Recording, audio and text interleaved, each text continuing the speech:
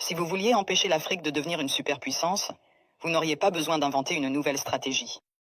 Le plan a déjà été écrit, testé et perfectionné au fil des siècles. Vous commenceriez par vous assurer que l'Afrique ne s'unisse jamais. Le moyen le plus simple de le faire est de maintenir les gens divisés selon des lignes ethniques, tribales et religieuses.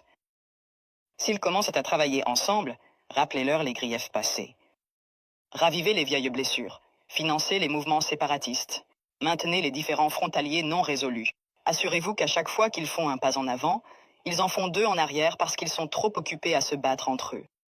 Vous installeriez des dirigeants qui servent des intérêts étrangers, pas leur peuple. Trouvez les plus corrompus, les plus facilement manipulables, ceux qui désirent la richesse et le statut plus que le progrès. Offrez-leur le pouvoir en échange de leur loyauté. Si un leader émerge qui se soucie réellement de l'Afrique, débarrassez-vous de lui. Assassinez-les si nécessaire. Mais si c'est trop compliqué, déstabilisez simplement leur gouvernement et soutenez un coup d'État. S'ils parlent de nationaliser les ressources, faites-en un exemple. S'ils essaient d'unir l'Afrique, éliminez-les avant que l'idée ne se propage.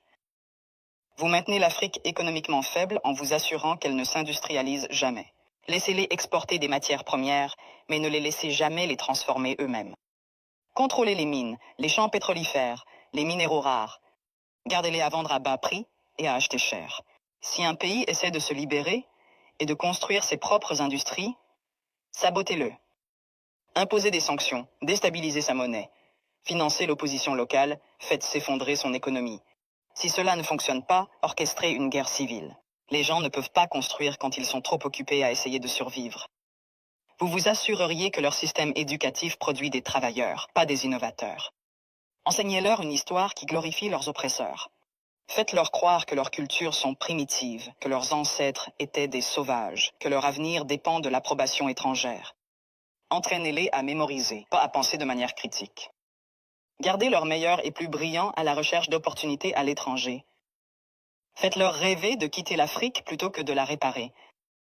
Offrez des bourses qui emmènent leurs esprits les plus brillants vers l'Occident et ne les encouragez jamais à revenir. Laissez le continent continuer à former des médecins et des ingénieurs seulement pour qu'ils aillent enrichir d'autres nations. Vous contrôleriez leurs récits.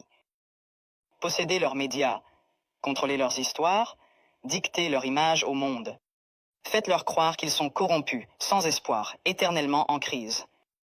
Inondez leurs écrans de pornographie de la pauvreté et de zones de guerre. Montrez-leur des publicités caritatives qui leur font croire qu'ils sont impuissants, sans l'aide étrangère. Minimisez leur réussite. Transformez leur victoire en incidents isolés. Si un pays africain développe une innovation révolutionnaire, attribuez le mérite à un investisseur étranger. Si un dirigeant africain met en œuvre une politique réussie, présentez-la comme une anomalie plutôt qu'une preuve de compétence. Vous vous assureriez qu'ils restent dépendants, les noyer dans la dette. Offrir des prêts avec des conditions impossibles.